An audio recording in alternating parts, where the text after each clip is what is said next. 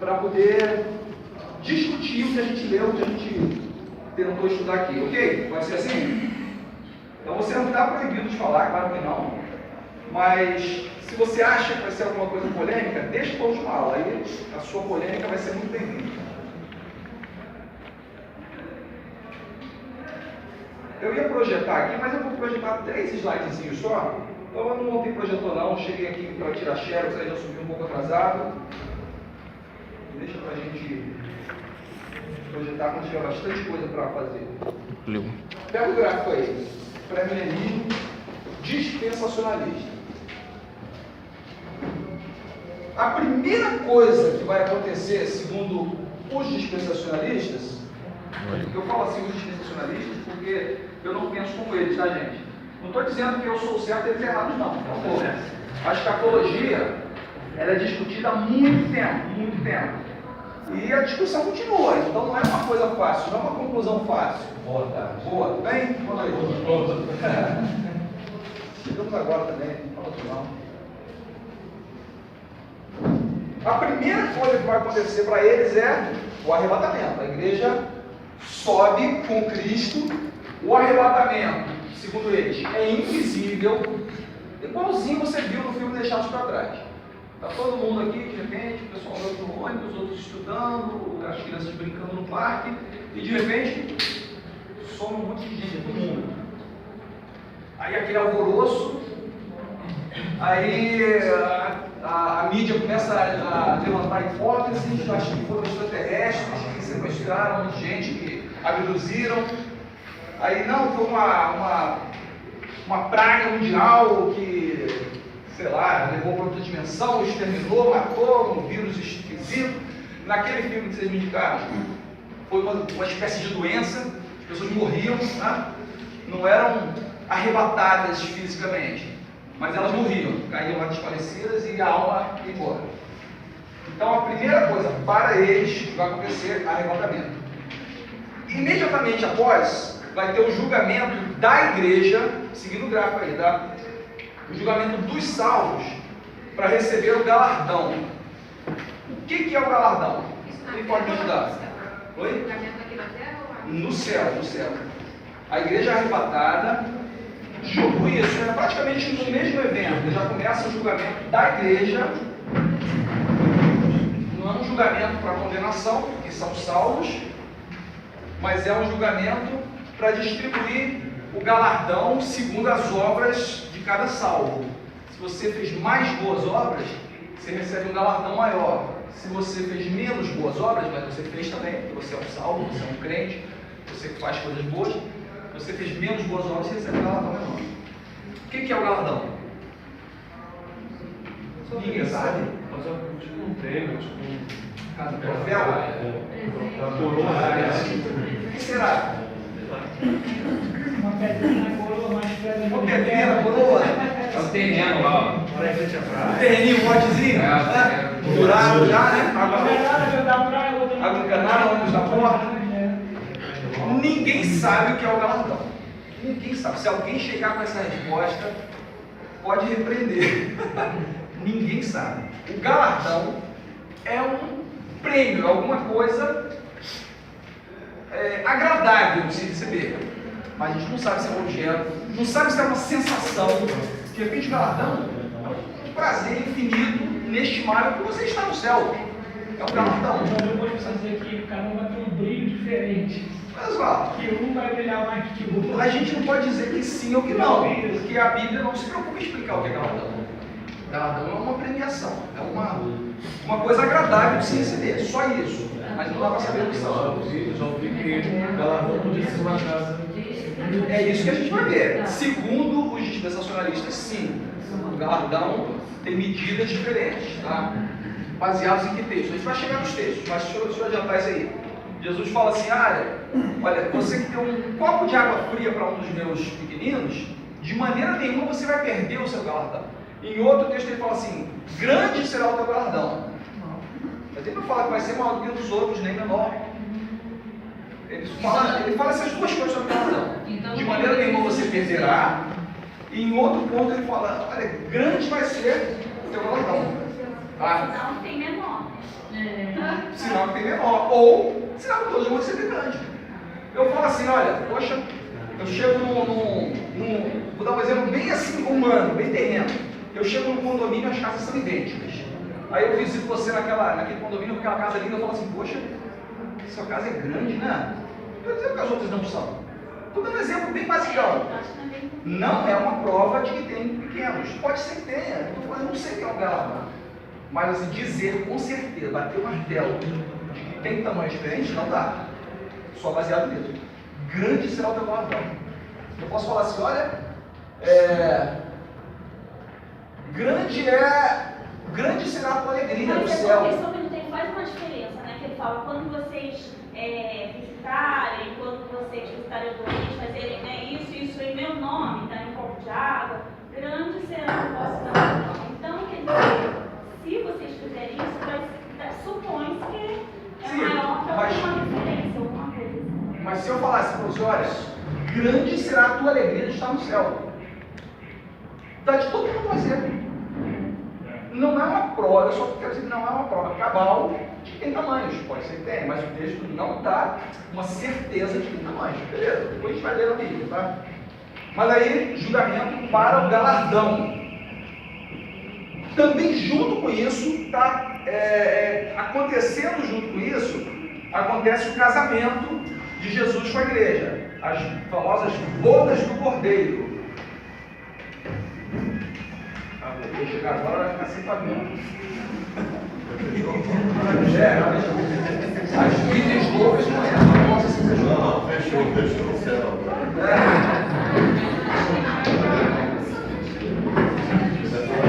Aí, enquanto está acontecendo as bodas do Cordeiro, na terra está iniciando a grande tribulação, tá? No momento que, ainda no primeiro quadro aí, no primeiro quadradinho do dispensacionalismo, no momento em que a igreja é arrebatada, com as galardões das bodas do Cordeiro, o Espírito Santo é retirado da terra. O Espírito Santo é retirado da terra.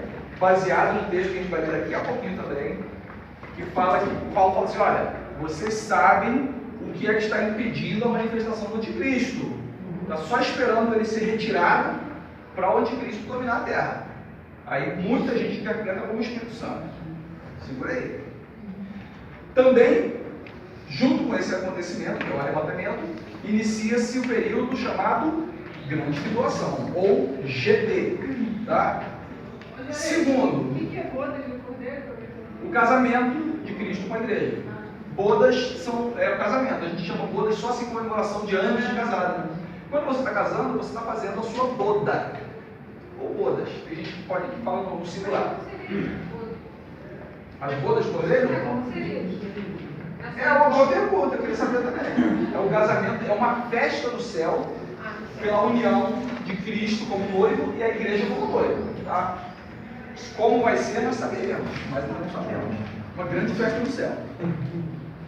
E aí começam 7 anos de tribulação. Uma coisa importante: os dispensacionalistas, eles levam tudo como literal. Tudo que pode ser levado como literal, eles levam. Tá? Eles acham que o Apocalipse é quase que literal, todo literal.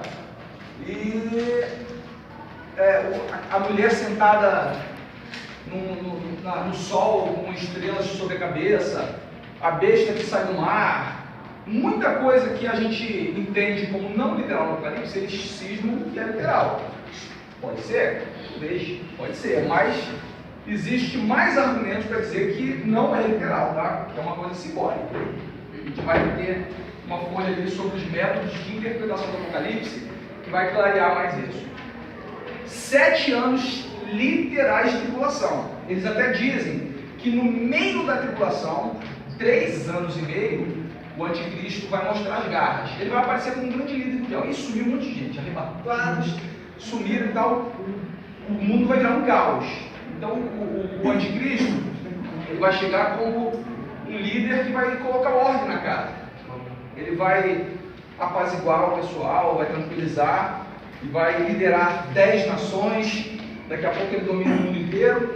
Quando ele tiver tudo dominado, aí ele começa a exigir adoração, marca a testa ou a mão com o número da besta, que o Apocalipse diz que é 666, número de homem, E ninguém pode comprar nem vender se não tiver a marca da besta na testa ou na mão.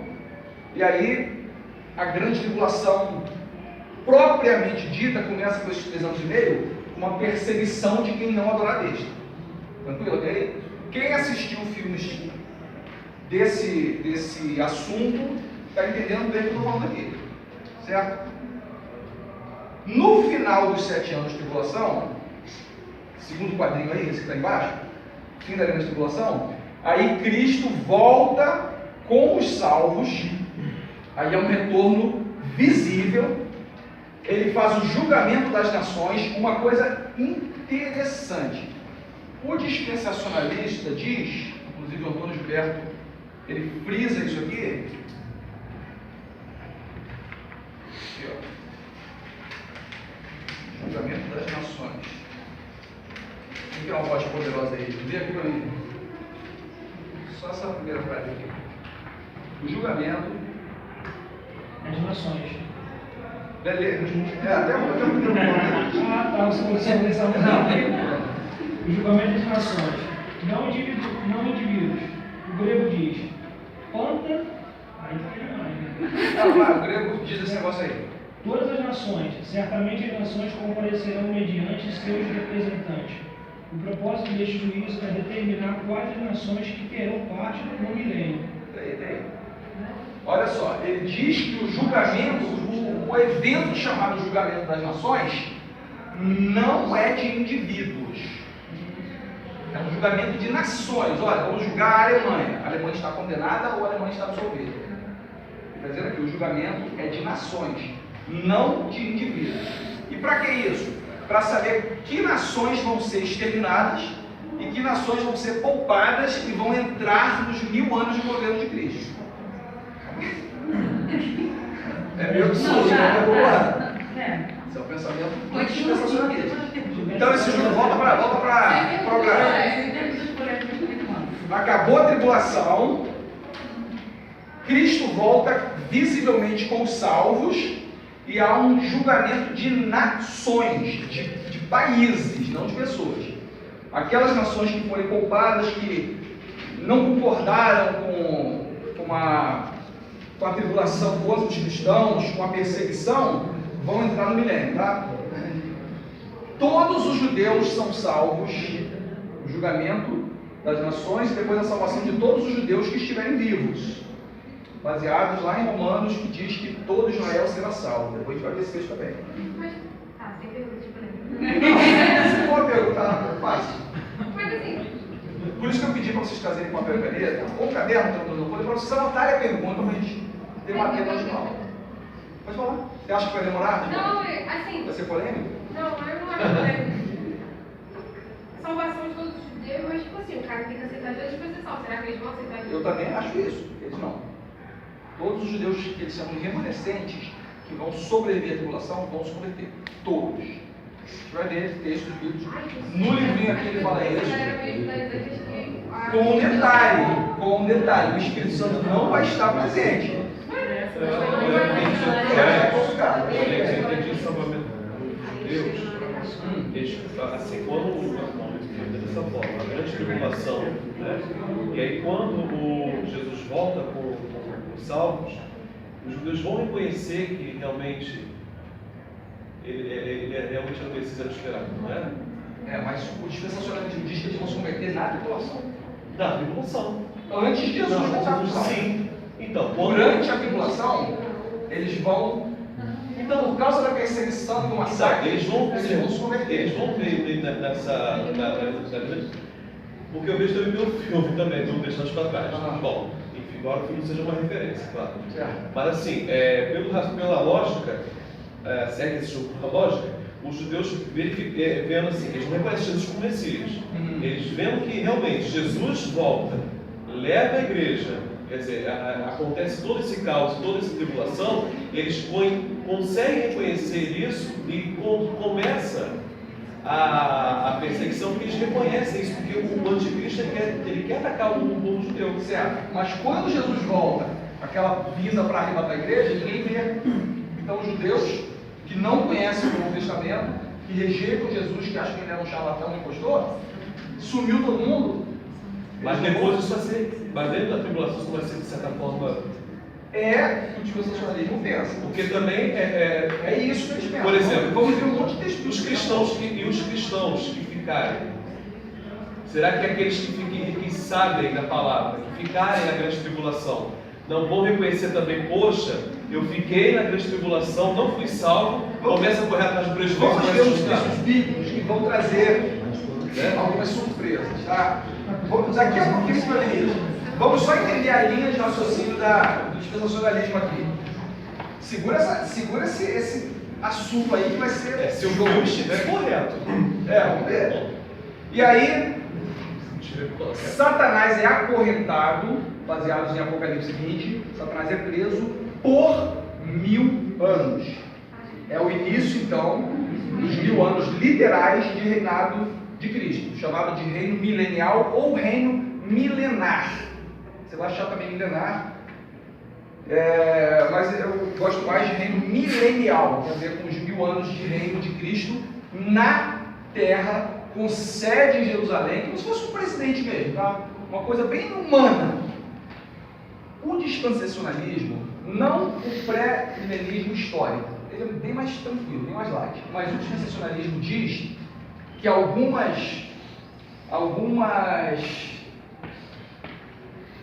coisas que aconteciam no Antigo Testamento vão acontecer novamente no antimilênio, porque o templo vai ser restaurado e sacrifícios vão ser feitos não para remir pecados, mas sim para comemorar a remissão de pecados que foi feita por Jesus.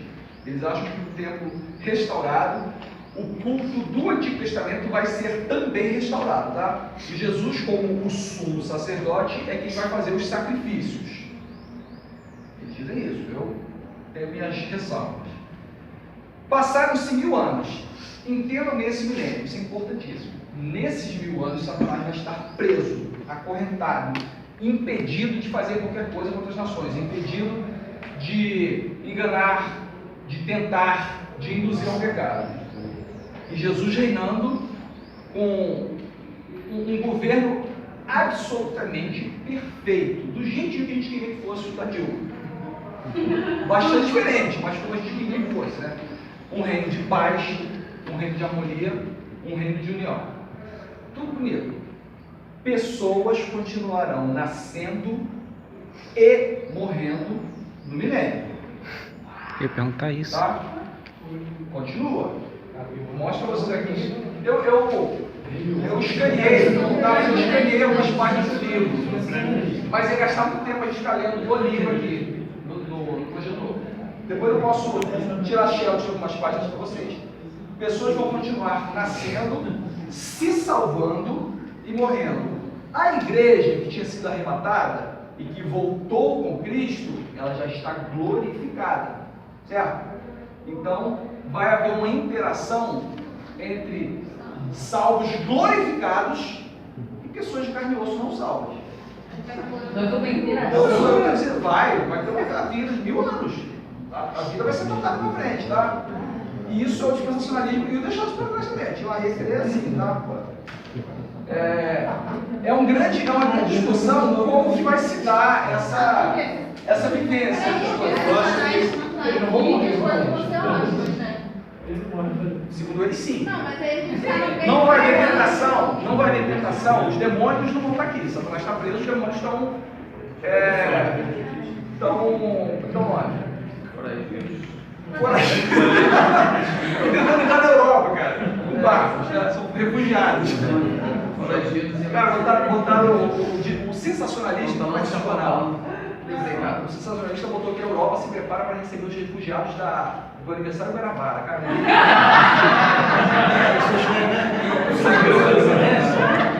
É sensacional. Quando vierem com Cristo, assim, obviamente haverá nações e pessoas não serão assim os braços de Cristo na terra governando essas nações.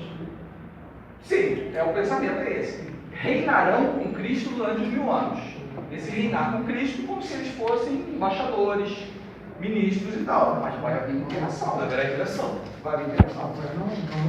o salvo glorificado, não só salvo, ele já está glorificado, ele está transformado, ele vai ter contato com pecadores.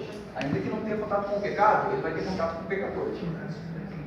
Pessoas nascendo, sendo salvas, morrendo. Tudo isso acontecendo como se fosse os dias de hoje, tá? Eu não vou procurar aqui não, porque eu vou gastar muito tempo, já são 11h08, mas depois eu vou mostrar para vocês isso que o Antônio Gilberto fala aqui e que é aceito pelos dispensacionalistas. Então, passaram-se os 1000 anos, literais, 1000 anos marcados no calendário mesmo. O que acontece então? Fim do milênio, Satanás é solto e se rebela, ele reúne toda a terra para lutar contra Deus e os judeus. É a chamada Batalha do Armagedon. Pode ser com M ou com M, eu não errei não, tá? Vocês vão ver muito Armagedon terminando com M de mamãe. Mas tem as duas escritas também. Essa Batalha do Armagedon vai ser assim. O Apocalipse se chama de Gog e Magog, como se fossem duas nações, representando todas as nações da Terra. Elas vão vir do norte, aí o Antônio Gilberto diz que é a Rússia que vai comandar isso.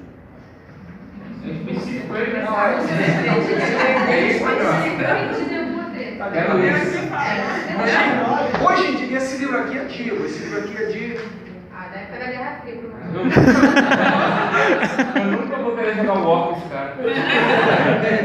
Esse livro aqui é de 1985. Hoje em dia, vários escritores dizem que vai ser o Estado Islâmico. Não uma nação, mas um Estado espalhado que é o Estado Islâmico, né? Está na moda também, o Estado Islâmico está aí vertendo sangue de tudo quanto é cristão. Então, a Rússia vai comandar esse bloco de nações, que na verdade vai ser praticamente todas as nações do mundo, e vão convencer aquelas pessoas que viveram 1000 anos no governo perfeito, vão convencer de que esse tal de Jesus, esse Deus aí, não estão com nada e que vale a pena a gente lutar contra eles para tentar vencer. Como vai... O cara é o cara, hein? Para convencer a galera disso, beleza. Mas ele já vai te libertar. Ele está libertado. Então deve ser ele. Ele está libertado, ele mesmo, ele vai convencer as nações a isso. Vai ser solto, por um pouco de tempo. A Bíblia diz que por um pouco de tempo. Só assim, houve um julgamento das nações antes do período milenar. As nações foram terminadas. Quer dizer, esse é raciocínio bíblico, né? Ele está voltando lá no julgamento das nações. Interessante, eu estou assim antevendo mais ou menos a pergunta, parece que vai ser interessante para a nossa linha aqui, sério? Não sei, talvez. Não decepções. Diga. Assim, agora eu volto, porque assim, o julgamento das nações. Quer dizer, se o raciocínio é exterminar as nações que concordaram que se coadunaram com a tribulação, que perseguiram os cristãos, os judeus, etc. e tal, e foram nações exterminadas, se houve um período milenar e houve um governo perfeito, mais ainda elas vão ficar do lado de Cristo. Exatamente. Como é que haverá então uma nação que será convencida, né, do Armagedon? Porque se isso é verdade, então entra em contradição com essa questão do julgamento das nações. Não será que esse julgamento das nações seria... Como é que é isso, então? Perfeita pergunta, tá vendo? Olha só, lembra lá do julgamento das nações? E aí, cara? Vem. Lembra aí? Só vai ficar técnico, mas fica lá.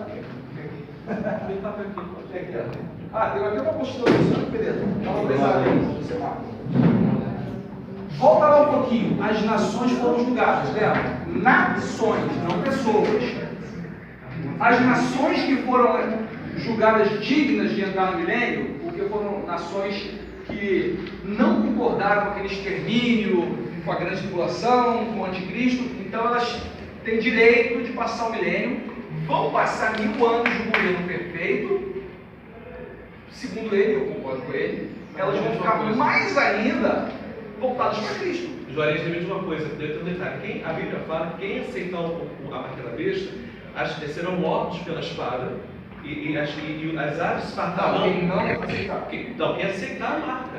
Ah, você está falando depois da tribulação. Porque durante a tribulação eles vão estar bem, eles vão estar Não, com assim, regalias eles que vão a estar marca vai dar direito para quando, vender.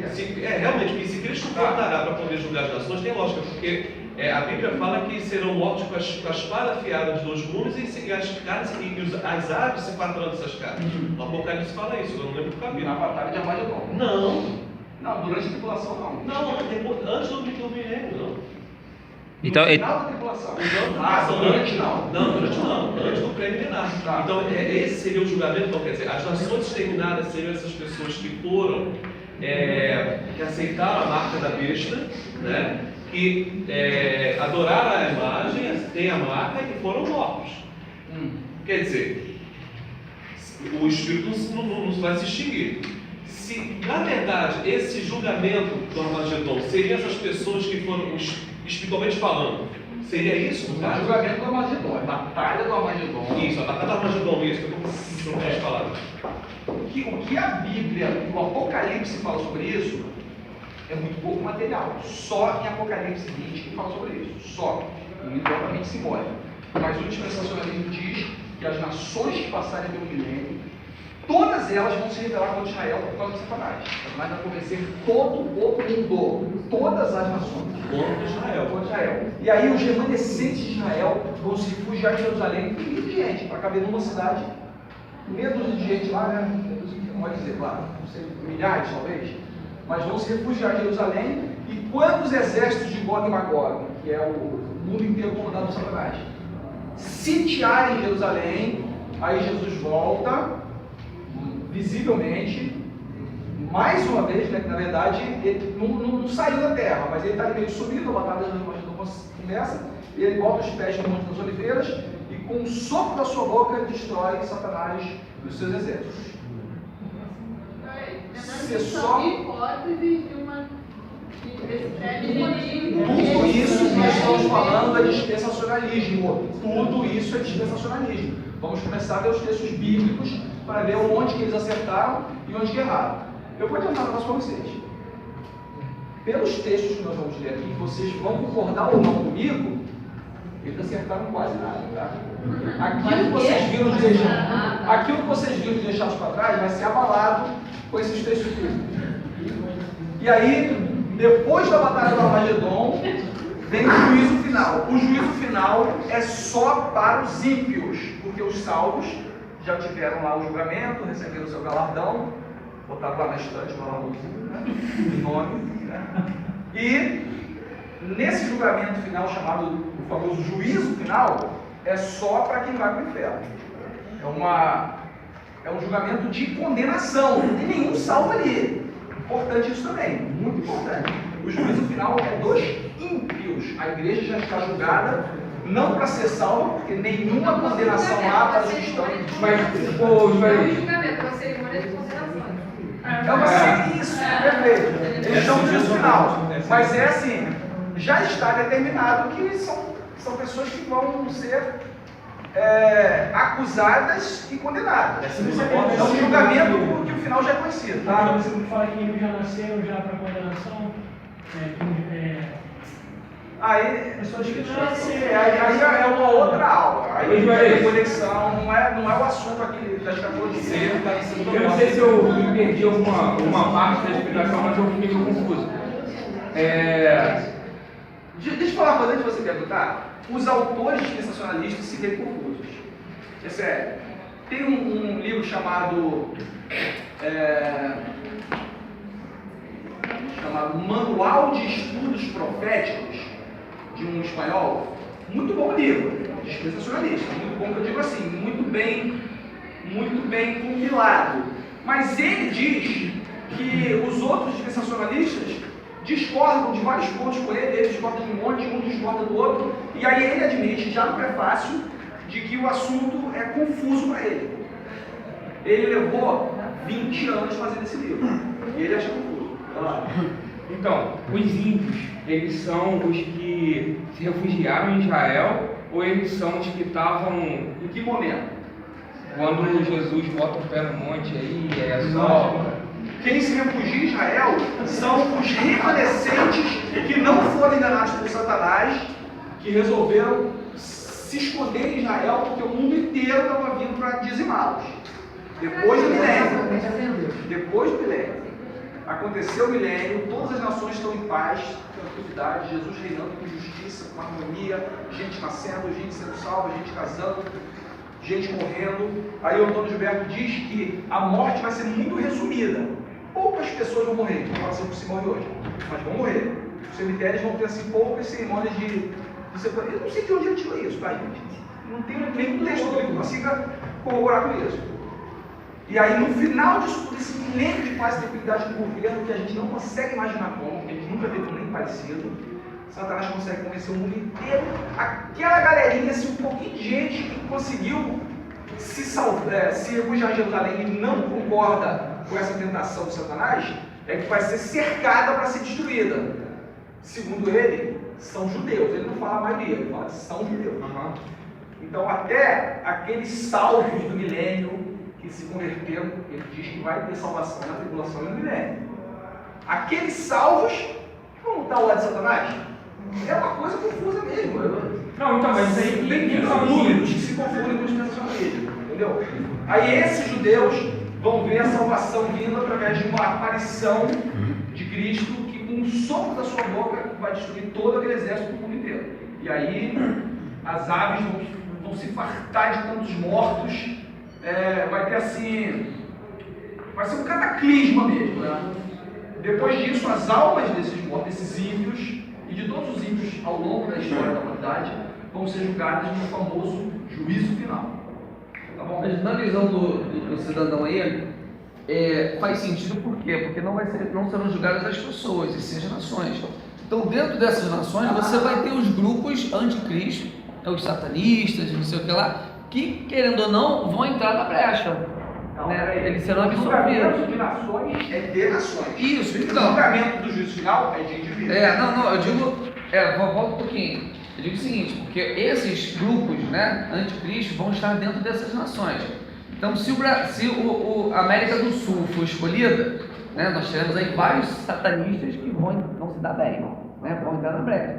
Lá na frente, né, quando passar o período dos 1000 anos que Satanás vier, esses já estão prontos para lutar ao lado de Satanás.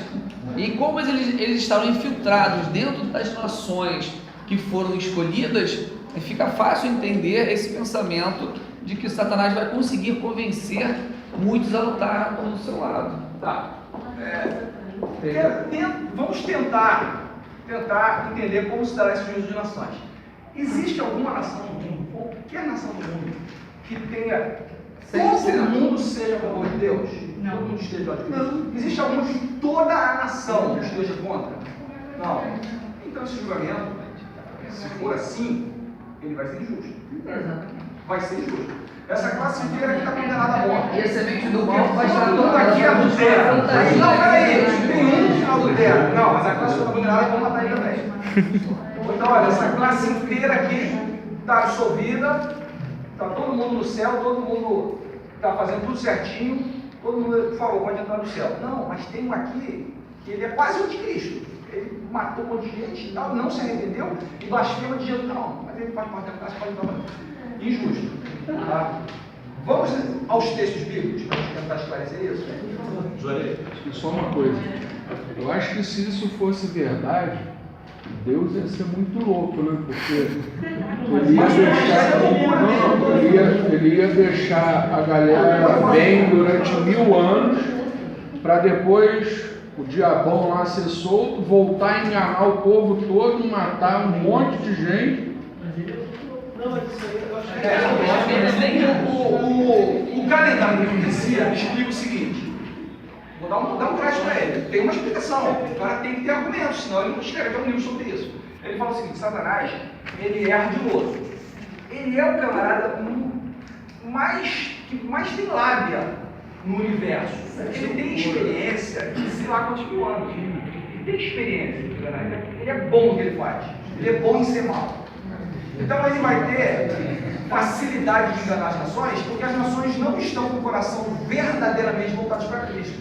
Não, mas estou falando isso, Davi, do ponto de vista de Deus. O diabo, ele engana qualquer um, menos a Cristo. qualquer um, menos a Cristo. Mas do ponto de vista de Deus, Deus ia ser um Deus muito louco se permitisse que isso acontecesse. Que fosse para isso acontecer. Não vamos achar sem a gente ver o texto bíblico. Porque o texto bíblico vai estar mais para você achar com mais certeza. Entendeu? Fica só no eu acho. Vamos ver o que a Bíblia diz. Só para contar aqui o padrão. Acaba os 17 anos. Aí no capítulo acaba a tribulação. Aí Cristo vem para a igreja, ele vence a vez do falso profeta. Aí no versículo 21, 19 diz, aí a vez foi aprisionada e com ela um falso profeta, que por sinais feitos diante dela seduziu aqueles que receberam a marca da besta como os adoradores da sua imagem. Os dois foram lançados vivos naquele lago de fogo e as consumiu. Os restantes foram mortos com a espada que sai da boca daquele que estava montado no cavalo. Isso. E todas as aves se mataram suas carnes. Aí começa o período milenar. Aí vem a prisão de Satanás por 1000 anos e a primeira ressurreição. Aí vem aqueles 1000 anos.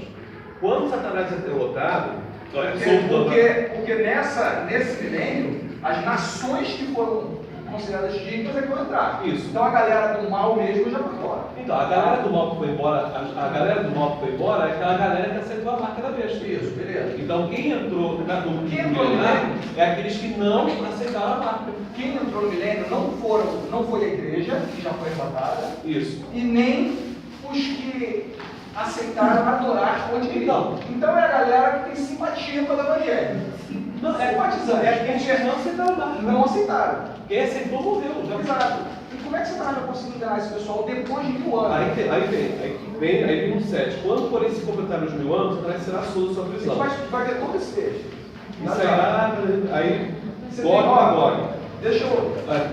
Não. Aí vem o diabo se deles, aí vem Machado. Quer dizer, aí você entende, quando ele falou que era loucura, eu acho que Deus vai passar mais uma peneira. É tipo. Porque assim, o povo escolhido é o povo judeu. Não é isso? Para que deixar a galera aí ficar bem nós somos agregados a esse povo. Ó, o povo escolhido é o povo descendente de Abraão. Guarda isso aí. A gente vai ver quem são os descendentes de Abraão. Esse é o povo. Isso é errado. Nós fomos agregados ao povo, nós somos gentios agregados. Então, quer dizer, esse povo que vai ser seduzido por Satanás será aquele povo que não faz parte da linha judaica. Não é? Não é isso? São gentios que ficam assim, poxa, realmente, será que esse pensamento é também defendido pelos dispensacionalistas. O seguinte, olha, a ideia dele é a seguinte, não está na apostila não, mas vocês acham isso em vários livros dispensacionalistas. Deus tinha um povo escolhido. Ele avisou para Abraão, olha, em ti serão benditas todas as famílias da terra. De Israel virá a salvação. As nações virão a ti para ouvirem a minha palavra. Tudo isso. Então os judeus seriam o povo escolhido por Deus e dos judeus sairia a salvação, se espalharia pelo mundo. Como os judeus, ao invés de se espalharem, eles se concentraram, quando eles precisaram se espalhar para a diáspora e tal, Segunda Guerra Mundial, o Holocausto, eles se espalharam, depois eles tentaram voltar, conseguiram novamente fazer o Estado de Israel, lembra disso? Aquelas aulas de história. Então a ideia de judeu não é se espalhar, a ideia de judeu é se juntar. Voltaram para Israel, formaram novamente como nação e tal, estão lá brigando na faixa de Gaza com os palestinos de Jerusalém, tem um monte de gente que é árabe, tem um monte de gente que é judeu e tal. Essa ideia dos judeus de não espalhar a palavra de Deus, os judeus ortodoxos mesmo, aqueles que andam com preto, chapeuzinho, duas trancinhas, eles acham que a salvação é só para eles. Eles são os donos da salvação, porque o Deus Jeová, ou Yahvé, escolheu eles. Então, segundo o dispensacionalismo, diz o seguinte: Deus olhou para eles e falou assim: olha, vocês não estão dando conta da minha missão de ser o meu povo. Então eu vou escolher um outro povo, chamado igreja, né? Vou escolher um outro povo e vou tirar de vocês a salvação e vou entregar para eles. Ele fala isso, Jesus fala isso com os fariseus. Ele fala assim: olha, a árvore que não dá fruto, ela é cortada e lançada no fogo. Eu vou tirar de vocês e vou entregar para um povo. E aí ele usa alguns versículos do Antigo Testamento que diz assim: chamarei o meu povo aquele que não era meu povo, chamarei de amada aquela que não é amada. E aí o próprio texto de Lucas diz assim: então os fariseus entenderam que ele estava falando deles. Está confuso? Mais ou menos. Então, deixa eu resumir tudo que eu falei nos últimos 3 minutos. O dispensacionalismo diz que o plano de Deus era que Israel fosse o povo de Deus, só Israel, da igreja. Como Israel não cumpriu essa missão, Deus usou uma espécie de plano B. Deixa eu usar esse termo aqui, tá? Deus usou assim: não, vou usar um outro plano então. Vou levantar um povo, que seria a igreja, para fazer essa missão de levar o evangelho a todas as nações. Mas Jesus era para ter vindo e implantado o reino. Quando ele veio, no ano 0, no ano 6, tem aquela discussão do calendário, quando ele veio para implantar o reino de Deus. Como os seus o rejeitaram, então ele adiou essa implantação para o milênio. Estão entendendo daqui? Aí você pergunta para o Antônio Gilberto, por exemplo, ele fala isso nesse livro, ele discute isso. Mas por que Jesus não conseguiu implantar o reino? Porque o povo chegava para Jesus e falava assim: vamos pegar esse cara para fazer o reino. O que Jesus fazia? Quando o povo segurava ele, então a multidão tomou Jesus e queria elevá-lo à condição de rei. O que Jesus fazia? Jesus saía de fininho. Não é essa a minha intenção. Então ele não veio implantar o reino? Por que ele não aceitou? Aí o Antônio Gilberto diz: porque não era o povo que tinha que dar o reino para ele, era o pai. Antônio Gilberto, então por que o pai não deu o reino? De qualquer jeito ele se complica na explicação. Porque se era o povo que tinha que dar o reino a Jesus, o povo quis várias vezes dar o reino para Jesus, colocá-lo como rei. Se não era o povo, se era o pai que tinha que entregar o reino para ele, por que o pai não fez isso? Então, segundo o dispensacionalismo, os planos de Deus foram frustrados na implantação do reino. E aí ele adiou isso para o milênio. O milênio, para o dispensacionalismo, é o reino de Deus. Aquela implantação que Jesus veio fazer vai acontecer nos 1000 anos. Tem um livro aqui sensacional, esgotável. Eu tenho uma xerox dele. Se você quiser tirar xerox, pode, porque está esgotado, não é pecado, tá? Olha o nome: o pré-milenismo dispensacionalista à luz do amilenismo. Um camarada chamado Harold Skelly. Sabe onde esse cara nasceu? Rio Grande do Sul, ele é brasileiro, tá? Harold Skelly, ele é brasileiro. Ele traça aqui um paralelo do dispensacionalismo com o amilenismo, um apontando quais são as falhas, as coisas difíceis de explicar. Vou falar falhas. As coisas difíceis de explicar do dispensacionalismo. Uma dessas grandes questões é essa: por que Jesus veio implantar o reino e não conseguiu? Os planos de Deus foram frustrados? O povo tentou colocar Jesus como rei, Jesus não quis. O pai então teria que ter dado o reino, e por que não deu? E aí Jesus adia a implantação do reino de Deus para o milênio. Vamos para os textos para a gente tentar esclarecer isso tudo, já está confuso na minha cabeça? Mas isso aí tem outro esclarecimento na outra visão. O amilenismo, tudo isso aqui, todo esse gráfico aqui, olha o tamanho do gráfico, vocês estão vendo na mão? Ele é assim, ó, só o tamanho. Vocês vão receber um desenho daqui a pouco. Muito mais simples. E tem um gráfico baseado numa pregação escatológica de Jesus, que é assim, super simples. Tem esse monte de eventos escatológicos do dispensacionalismo. E quem vai dizer pra gente o que está certo ou não é a Bíblia, sabe? Só existem essas duas vertentes? Não. Existe o pós-milenismo, é porque eu tinha falado no domingo passado, eu não voltei nesse assunto não. Pós-milenismo.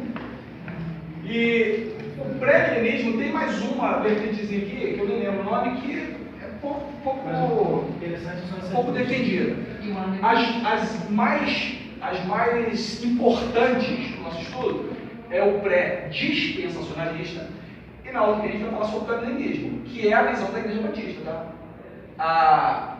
A declaração doutrinária batista, depois que vocês estiverem sabendo de escatologia, eu vou projetar aqui o ponto 7, ou ponto 6, parece, da declaração doutrinária da Igreja Batista. Vocês, com conhecimento que vocês vão ter, vocês vão ver se é pré, pós ou medievalista. E de algumas outras igrejas, é claramente pré-medievalista. Tá? Aí você vai ver, você vai conseguir você mesmo definir quais são os pré, quais são os amedievistas. Tá? Mas esse aqui diz o seguinte: Jesus volta, pós, só para quem está no passado, pós diz que Jesus volta após o milênio. Mas como é que esse milênio acontece? O mundo vai melhorando, vai se preparando para a vida de Jesus, vai ficando cada vez mais justo, cada vez com mais paz. O mundo vai paulatinamente, vai aos poucos se transformando no reino de Deus. Falta muito então. Esse pós-milenismo, ele entrou em decadência na Primeira Guerra Mundial. Entre 1910 e 1917, o pessoal falou assim: peraí, o mundo até que estava mais ou menos, agora teve a Guerra Mundial. Beleza, alguns ainda continuam defendendo. Aí teve a Segunda Guerra Mundial, muito pior do que a primeira. Né? E você hoje vê o mundo melhorando? Não, ainda tem gente que defende. Usa um texto bíblico para isso. Tá? Usa um texto bíblico para isso. Você há de convir que os textos até defendem a ideia deles. Mas aí, eu falei isso também na outra aula. Um único versículo de Lucas já derruba isso aqui. Lucas 8:18 ou 18:18. Jesus fala assim: por acaso, quando vier o Filho do Homem, achará fé na terra? Não, ele vai encontrar a terra caótica. Tem a ver com tribulação. Ou vai ser no início ou vai ser no final. A gente vai ver isso também. Mas com certeza não vai estar maravilhas, maravilhosas, tudo pronto para ele vir já quando ele vem encontrar. Entendeu? Então isso aqui, os que defendem ele são muito menos do que os que defendiam no céu. Tá? Vamos para os textos? O que pode nos ajudar?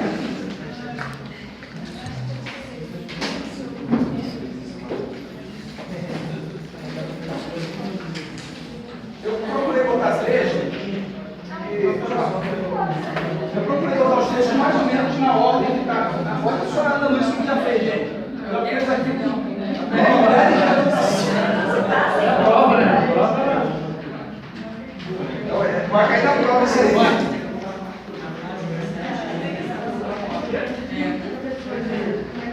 Gente, eu procurei usar os textos bíblicos que os escritores dispensacionalistas usam, tá? Eu não criei assim, não, vou botar essa referência aqui, não. Todos esses textos você vai achar no Calendário da Profecia, no Manual dos Estudos Proféticos, no livro Doutrina das Últimas Coisas, que também é da CPAD. E aí, deu certo aqui? Tá passando aí. Tá passando, né? Faltou um? Aqui dá o meu dele, não. Aí também não pode, vai entrar no jogador de nações que Ela vai ser maior, né? Vai ser maior na praia. Vocês querem ficar com a Bíblia aberta ou vocês vão confiar que eu vou ler com vocês? Vai comigo.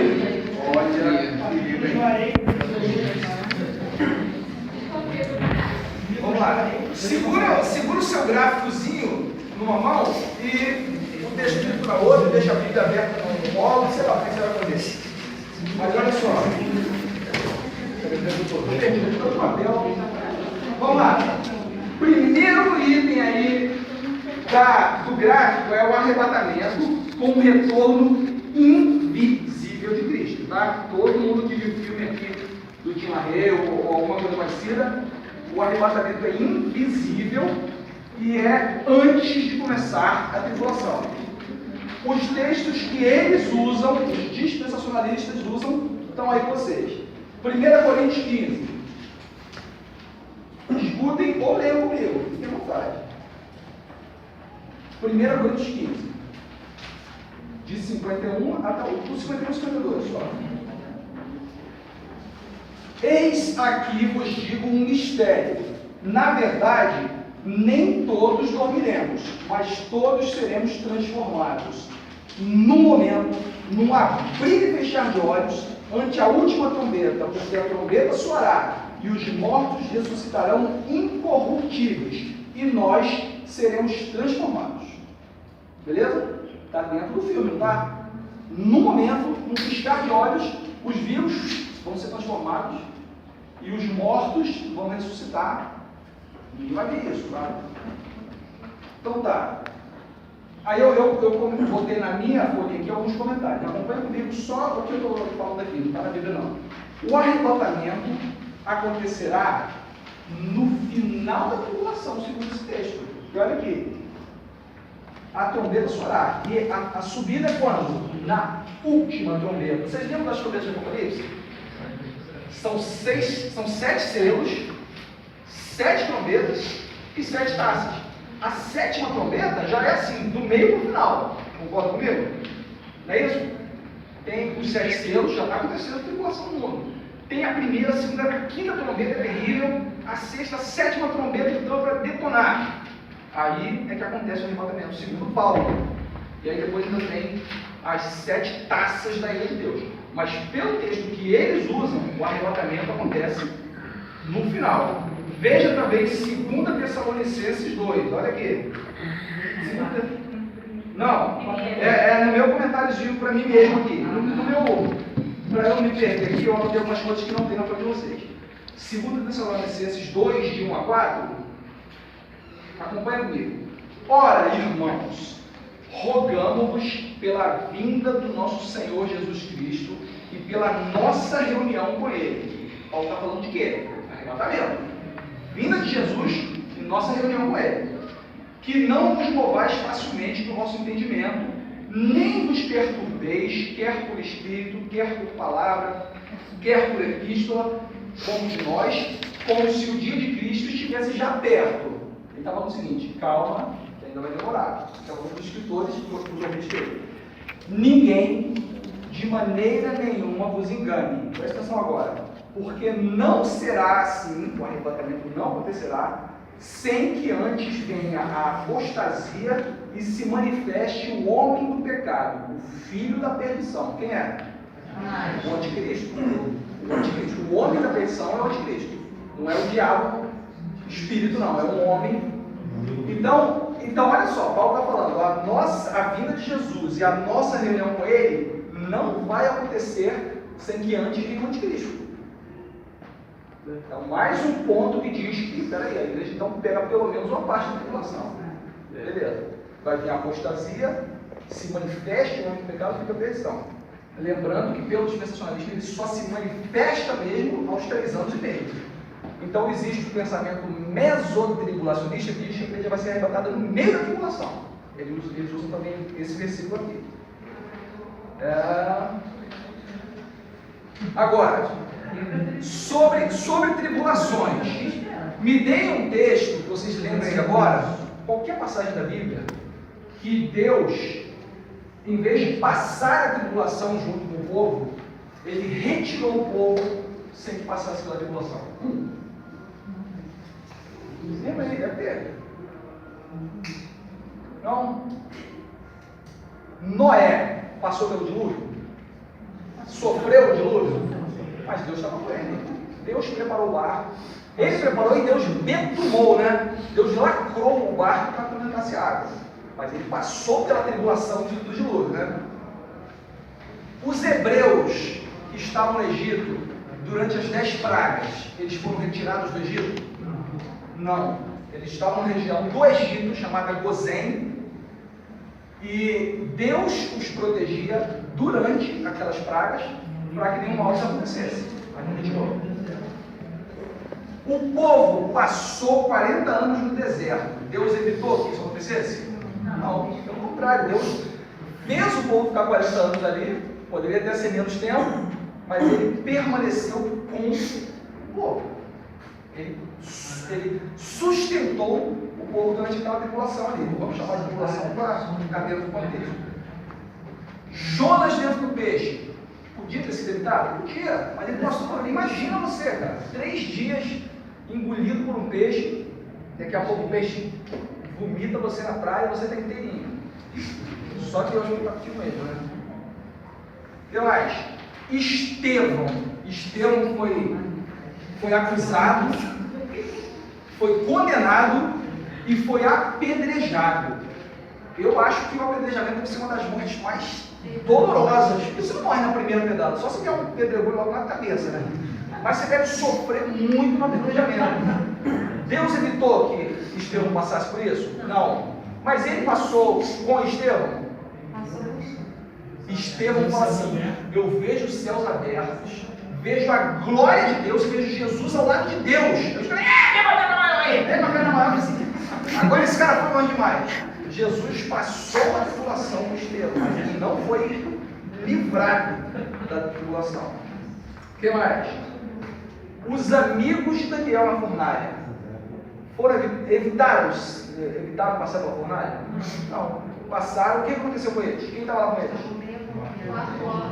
Quem? Nabucodonosor se levanta do trono, olha dentro do fogo e fala assim: quantos homens nós jogamos no fogo? Aí os soldados respondem: 3. Mas eu vejo um quarto homem, e a semelhança desse quarto é semelhante a um filho dos deuses. Eu não tinha noção para dizer: é Jesus.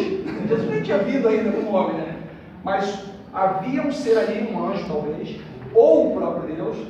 Não dá para a gente bater no céu, mas a presença de Deus estava com eles na tribulação da fornalha. E a Bíblia diz que eles saíram do fogo e Nabucodonosor declarou: o Deus de Isaac, Sadraque e Abednego é Deus mesmo. Esse cara é bom. Aí ele baixou um decreto lá que ninguém podia blasfemar contra o Deus deles e tal. O que mais? Paulo sofreu uma tribulação? Paulo sofreu um naufrágio. Paulo foi preso várias vezes. Paulo foi picado por uma serpente. E Deus com ele. E a epístola de Filipenses, que é chamada Epístola da Alegria, ele fez quando ele estava preso e abandonado pelos amigos. Ele fala assim: só Lucas está comigo. Demas se foi para cá, Timóteo se foi para não sei onde, fulano de tal. Estou só com Lucas aqui e tal. Mas Deus está comigo. E ele começa a falar de regozijai-vos. Alegria extrema, né? Não, João, isso estão para todas as incidências.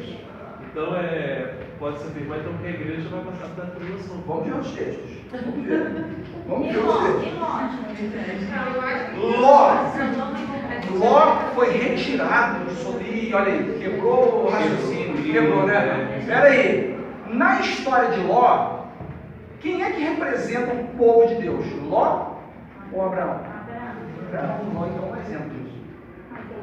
Mas ele não era tipo do povo de Deus, tipo bíblico do povo de Deus. Se Abraão tivesse passado por isso, tudo bem. Mas Abraão passou por perrengues também. Ele não foi retirado de nenhuma das situações. Até quando a esposa dele era levada para a cama de um imperador, ele passava por essa situação. Só que Deus preservava e a esposa não voltava. Não, eu estou falando assim, existe um princípio no estudo da teologia que são tipos e antítipos. São figuras do Antigo Testamento que fazem uma espécie de analogia a palavra é tipo mesmo, porque tipo parece que é outra coisa. É um tipo de roupa, o tipo e o antítipo. Abraão sacrificou Isaac, ia sacrificar, e surgiu um cordeiro preso pelos chifres, e aquele cordeiro foi sacrificado no lugar de Isaac. Esse cordeiro é um tipo de Cristo, não é um tipo, assim, uma espécie de Cristo. Ele é tipo assim, uma prefiguração de Cristo. Então a prefiguração do povo de Deus nessa história de Abraão é Abraão. Você não pode dizer que Ló é, porque senão você... Não, mas o povo de Deus veio de Abraão. Entendeu? Esse exemplo de Ló é usado para tentar defender que Deus tirou o povo dele da tribulação, mas eu não posso dizer que Ló é um tipo do povo de Deus. Paulo é? Não, Paulo já é pós-Cristo. Paulo, ele já é depois do que aconteceu com Cristo. Tudo que você fala de Antigo Testamento, você tem que ver o que se relaciona com o Novo. Jonas também, então, caso seja o tipo. Jonas, em 3 dias, Jesus usou a história de Jonas. Jesus falou assim: do mesmo jeito que Jonas passou 3 dias no ventre do peixe, o filho do homem, ficará 3 dias embaixo da terra e ressuscitar.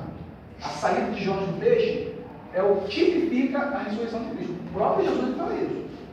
os 3 dias que Jonas passou no ventre do peixe, e depois foi vomitado, são e salvo, Jesus fala assim, os fariseus me pedem um sinal do céu, mas nenhum sinal lhes será dado, a não ser a história que eles conhecem de Jonas 3 dias dentro do peixe, porque o Filho do Homem será sepultado